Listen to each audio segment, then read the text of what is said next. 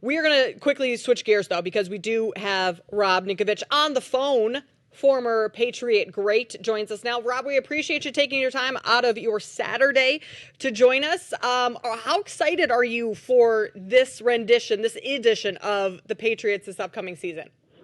Yeah, I'm excited. Thanks for having me, guys. About to go see a Red Sox game. So, ooh, nice. All right. I think I'm more excited for that tonight. It's a beautiful night. No, I think it's potentially they have all the things that, they had a good off season. They spent a ton of money in free agency, so there's all the potential there for a good season. Now it's up to the guys to come together and create some chemistry and, put a good team together. Yeah, no doubt about that, Rob, especially when you look at the schedule release for the Patriots, just seeing how that thing lines up for them. So I know the NFL and, specific teams do a whole rollout when it comes to these schedule releases. So, one, do you get excited for the schedule release? And then when you look at the Patriots schedule of, how it shapes up for them, what are the expectations that you have for them? I have more realistic expectations. I know the fan base here, they think they're going back to a Super Bowl, but that's just I understand how it is difficult to go from a 4-win season to a 12-win season or a 14 or even a 10. So, I think, number one, they got to try and shore up their offensive line. You go get a first-round draft pick. So hopefully he's going to be a great player for him for a long time. You go and get Moses, who's a veteran guy, to hopefully be on the other side, anchor that offensive line. So, I'm excited to see what they can do. Vrabel, you got a new coach here. Try and create a new culture just to try and get back to their old winning ways. It's been a long time since they were winning.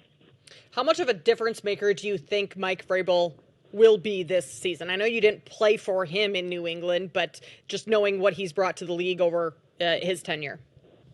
Yeah, I mean, it's hopefully he takes the experience that he had in Tennessee and brings it here. It's a little different situation in Tennessee. When he went to Tennessee, they were a playoff team, and they had Derrick Henry, and they had a great defense.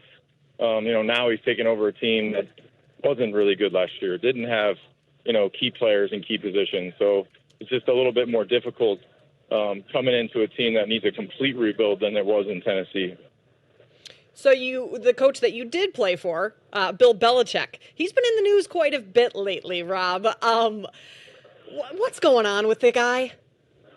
He's living life, so he's having a good time. He's, making a lot of money. He's coaching like he wants to do. And, you can't fault somebody for enjoying themselves in their later years. Yeah, no doubt about that, Rob. But are you a little surprised, too? Like, wait a minute, this isn't the Coach Belichick that I remember from when, I played for him. Obviously, he's going to be in a different light and different role with that. But you're like, wait, where did this guy come from?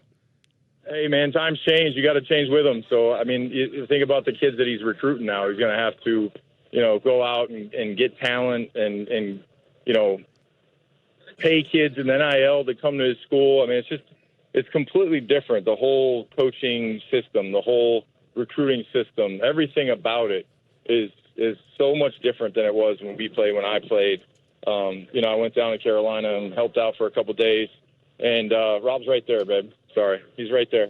Robbie! Sorry, I'm on meeting up with You're a few all friends. good. But I think it's just a completely different time. And, he's a different guy than he was 10 years ago, just like I was. Just like I am different than I was 10 years ago. So, I hope this year, I wish him nothing but the best for him in college. And, we'll see what he can do. Nice, no doubt. And life is about evolving, right, Rob? So you say you were down in Carolina for a couple of days helping out Coach Belichick. So what was that experience like? What specifically did you work on with the players down there and Coach Belichick? Well, I was working with the D-line.